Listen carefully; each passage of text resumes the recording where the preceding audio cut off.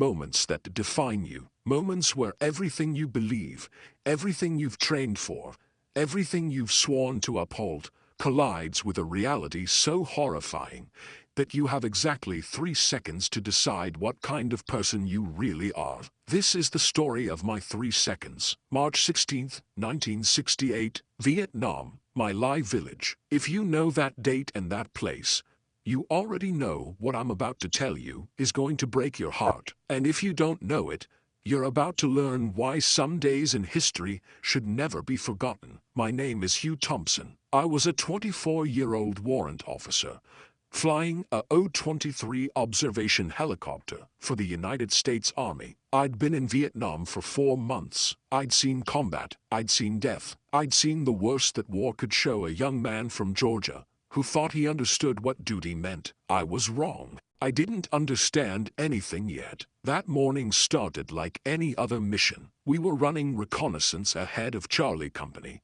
checking for enemy positions, looking for booby traps, marking locations for the ground troops moving through the area. Standard stuff. My crew was small. Glenn Andreatta, my crew chief, 21 years old, handled the guns. Lawrence Colburn, my gunner, 18 years old, barely old enough to vote but old enough to kill. We were a good team. We trusted each other. We'd kept each other alive. We took off at 07:20. The village of My Lai was quiet as we approached. Too quiet. That was the first sign something was wrong. In Vietnam, villages were never quiet. There were always people, farmers, children, dogs, the sounds of life. But as we flew over My Lai, I saw something that made my blood run cold. Bodies, dozens of bodies, in the irrigation ditches, in the rice paddies, on the village paths. Old men, women, children, just lying there. At first, I thought it was a Viet Cong attack. Maybe the VC had come through during the night,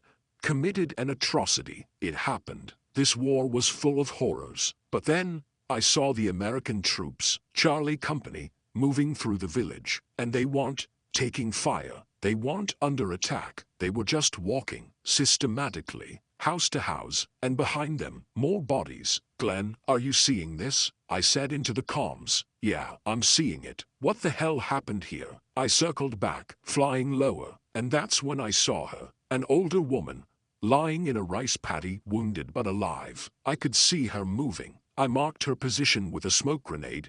Green smoke, the universal signal for wounded civilian, needs medical attention. We flew on, continuing our sweep, expecting that when the ground troops reached her, they'd provide aid. That's what we did. We were the good guys. We helped civilians. That's what I believed. 5 minutes later, I circled back to check on her. An American officer was standing over her body. As I watched, he prodded her with his boot. Then he shot her, point blank, execution style. I felt my stomach drop. My hands tightened on the stick. Did you see that? I asked my crew. My voice didn't sound like my own. I saw it, Andreatta said quietly. His voice was shaking. Colburn didn't say anything. He was 18. What do you say when you watch your own side commit murder? I radioed command. I've got civilians down here. A lot of civilians. Something's wrong. Something's really wrong. Roger that. What's your position? I gave them the coordinates. The civilians appear to have been killed by our own people. Silence on the other end. Then say again. Our troops are killing civilians. I'm watching it happen right now. Stand by. Stand by. They told me to stand by while people were being murdered below me. I couldn't stand by. I flew over the village again, lower this time, and what I saw will haunt me until the day I die. American soldiers were herding people, families, old men who could barely walk, women holding babies, children crying for their mothers. They were being pushed toward a drainage ditch on the eastern edge of the village. And then I watched as they were shot. All of them. Machine gun fire. Methodical. Systematic. This wasn't combat. This wasn't the fog of war. This wasn't a mistake. This was a massacre. Glenn, Larry, you seeing this? Jesus Christ, Andreatta whispered. They're killing everyone. I got back on the radio. I need someone to stop this right now. Charlie Company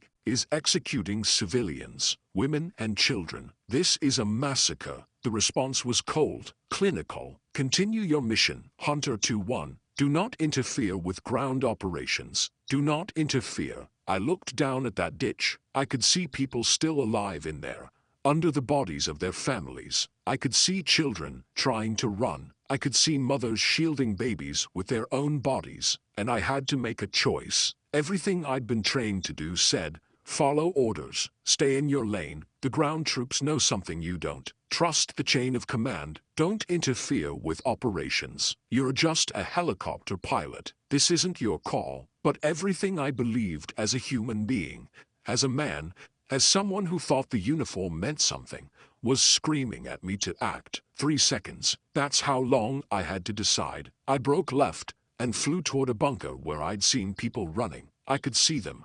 Maybe 10 or 12 civilians, mostly women and children, huddled inside. And I could see American soldiers advancing on their position. I set my helicopter down, right between the bunker and the advancing troops. I turned to my crew. Glenn, Larry, I need you to do exactly what I say. No hesitation, no questions. Can you do that? They both nodded. These kids, barely old enough to drink beer, were about to follow me into something that could get us all killed or court-martialed. I got out of the helicopter and walked toward the American officer leading the squad, Lieutenant William Calley. I'll never forget his face. Cold, distant, like he was somewhere else entirely. Lieutenant, there are civilians in that bunker. Women and children. Get your helicopter out of here. Thompson, this is a ground operation. I'm not going anywhere. Those people in that bunker haven't done anything wrong. They're enemy combatants. They're VC. I looked at him, really looked at him, and I saw nothing.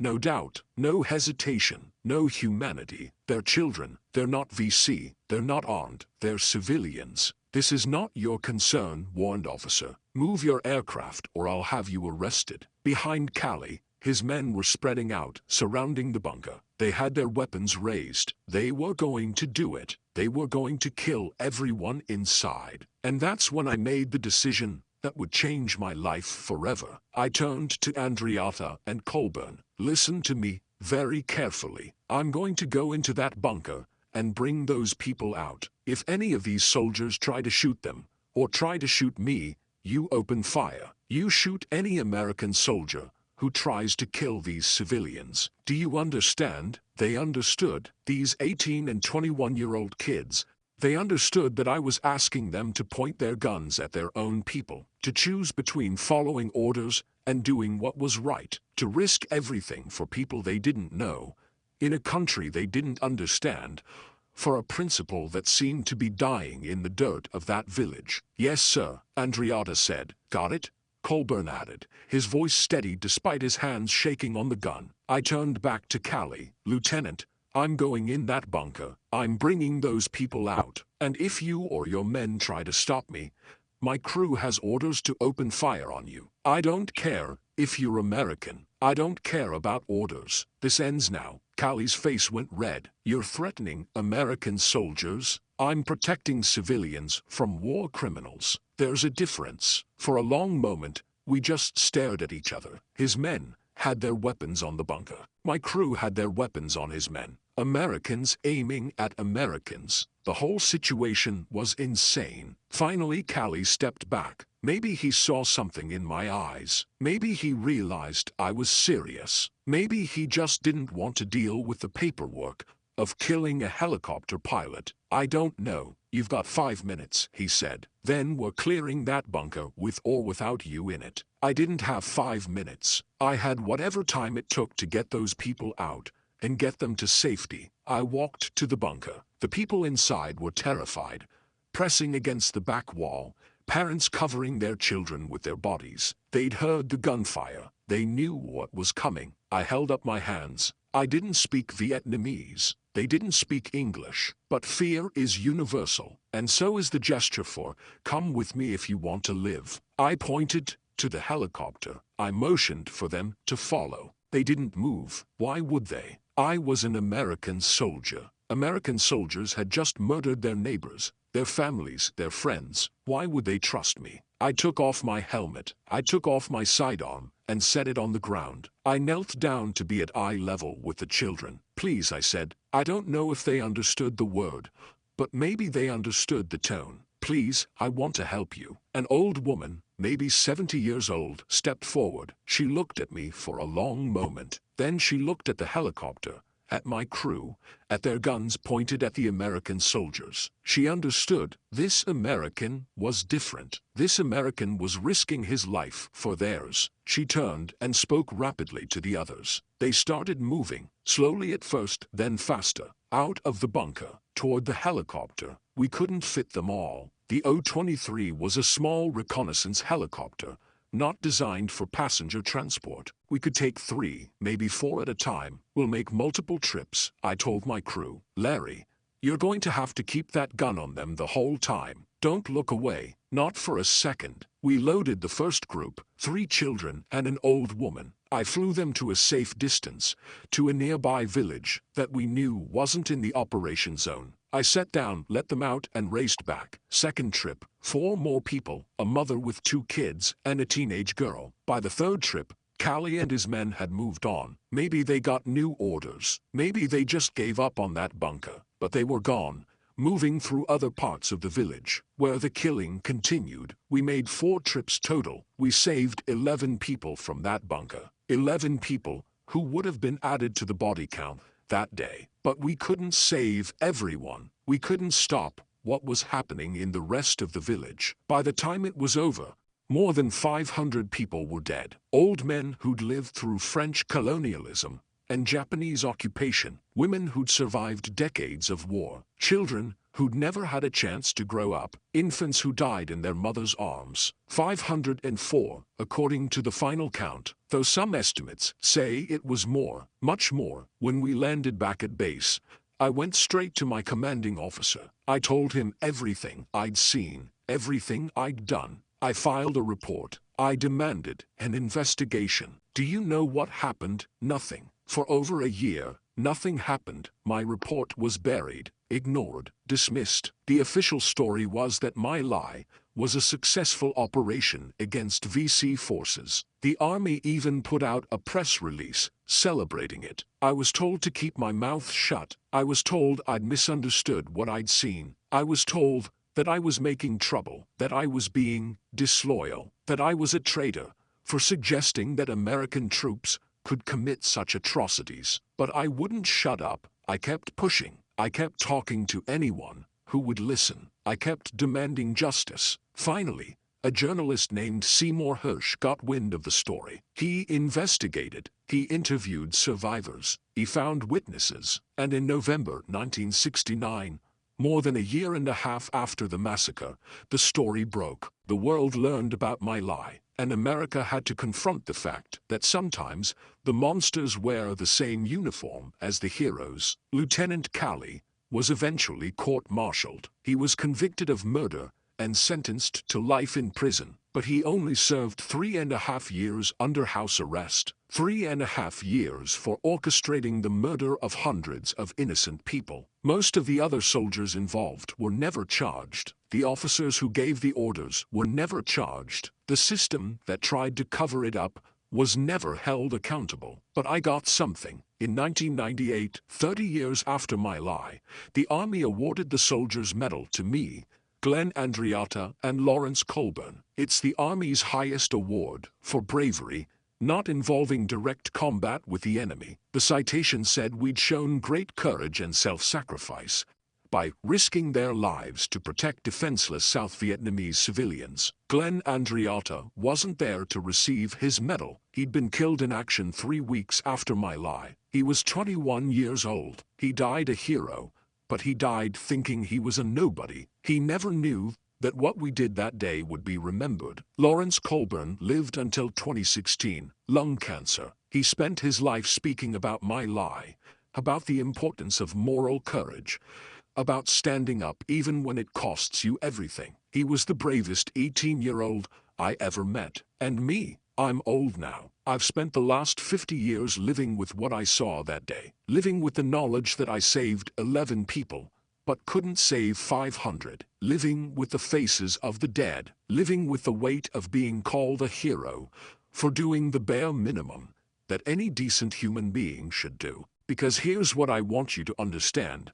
I'm not a hero. I'm just a guy who refused to be a monster. That's it. That's the whole story. When people call me brave, when they say I'm special, I tell them they're wrong. There was nothing brave about what I did. Brave would have been stopping the massacre before it started. Brave would have been preventing it entirely. What I did was the absolute minimum. I saw innocent people about to be murdered, and I stopped it. That's not heroism. That's basic human decency. That's the bare minimum requirement for calling yourself a human being. The real question isn't why I did what I did. The real question is why didn't everyone else? Charlie Company had over 100 men involved in that operation. 100 men who saw what was happening. 100 men who had the opportunity to say no, to stop, to refuse to participate in mass murder. And how many said no? 3. Me, Glenn, and Larry. 3 people out of hundreds. Why? Because they were following orders. Because they trusted their leaders. Because they didn't want to make waves. Because they were afraid of being labeled traitors or cowards. Because it was easier to go along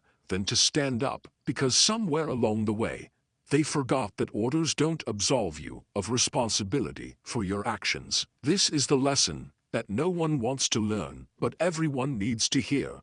You are always responsible for what you do. Always, no matter who told you to do it. No matter how many people around you are doing it. No matter what the consequences of refusing might be. If you're ordered to do something evil, and you do it, you're not just following orders, you're choosing evil. And you will have to live with that choice for the rest of your life. At My Lai, grown men with families and futures and dreams made a choice to murder children. They made that choice, not their commanding officers, not the army, not the war, them. And every day since, they've had to live with what they did. Some of them have spoken out. Some have expressed remorse. Some have said they wish they'd had the courage to refuse. But wishes don't bring back the dead. I think about those 11 people we saved. I wonder where they are now. I wonder if they had children, grandchildren. I wonder what their descendants are doing today. How many doctors, teachers, artists, farmers, how many lives exist now because we made the choice to land that helicopter? And I think about the 500 who died. I think about the children who never grew up, the families that were erased, the potential that was destroyed, the weddings that never happened, the grandchildren who were never born, the contributions to the world that were stolen by men following orders. The ripple effects of evil are infinite, but so are the ripple effects of good. You might never fly a helicopter, you might never be in combat, you might never face a situation as extreme as My Lai, but you will face your moment. We all do. Maybe it's at work, when you're asked to do something unethical. Maybe it's in your community, when you see injustice and have to decide whether to speak up. Maybe it's in your family, when you see someone being hurt and have to choose between keeping the peace and protecting the vulnerable. In that moment, you'll have the same choice I had. Follow along or stand up, be part of the problem or be part of the solution. Preserve your comfort or do what's right. And here's what I want you to know. Doing what's right might cost you everything. It might cost you your job, your reputation, your relationships. People might call you a troublemaker. They might say you're being dramatic. They might tell you to shut up and mind your own business. Do it anyway, because 50 years from now, you're going to have to live with the choice you made. You're going to have to look in the mirror and face the person you decided to be. And I can tell you from experience, it's a lot easier to live with the consequences of doing right than to live with the guilt of doing wrong. When I landed that helicopter between those soldiers and that bunker, I thought my career was over. I thought I might be court-martialed. I thought I might spend the rest of my life in prison. And you know what? I was okay with that, because I knew that if I didn't act, if I let those people die, I would never forgive myself. I would never sleep again. I would never be able to look my children in the eye and tell them their father was a good man. The career consequences,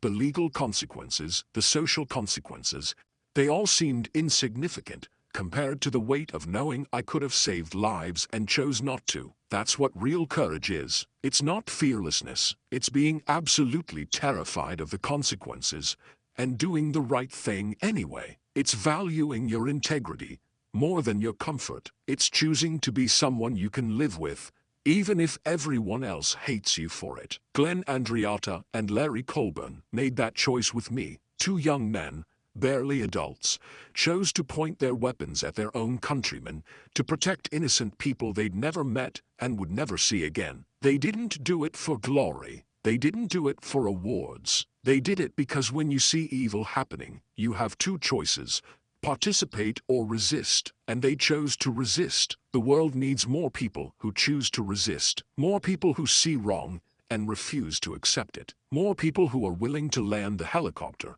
step between the innocent and the violent, and say, "Not on my watch." If this story affected you, if it made you think about what you would do in a similar situation, hit that like button, not for me, but because stories like this need to be told, because My Lai should never be forgotten, because the lesson of moral courage needs to reach as many people as possible. Subscribe to this channel if you want to hear more true stories about ordinary people facing extraordinary moral choices, about the moments that define us, about the courage it takes to stand up when everyone else is sitting down. Leave a comment and tell me, have you ever had to stand up against your own side? Have you ever had to risk everything to do what's right? Or are you facing that choice now? This community is here to support you. You're not alone. Share this video with someone who needs to hear it. Someone in the military struggling with orders they know are wrong. Someone in any job being pressured to compromise their ethics. Someone who needs to know that doing the right thing is always worth it, even when it costs everything. My Lai happened because good people chose obedience over conscience. It was stopped because 3 people chose conscience over obedience. Every day, you make that choice in small ways, and someday, you might make it in a big way. When that day comes, I hope you remember this story. I hope you remember that orders don't erase responsibility, that following the crowd doesn't excuse participation in evil, that sometimes the most important thing you can do is land the helicopter and refuse to move. Be someone you can live with. Be someone who, 50 years from now, can look back without regret. Be someone who chose right over easy. The world doesn't need more people following orders. It needs more people who have the courage to disobey evil ones. I'll see you in the next story. Stay courageous, stay moral, and never, ever let anyone convince you that following orders is more important than being a good human being. My name is Hugh Thompson. I was a helicopter pilot who made a choice. Now it's your turn to make yours.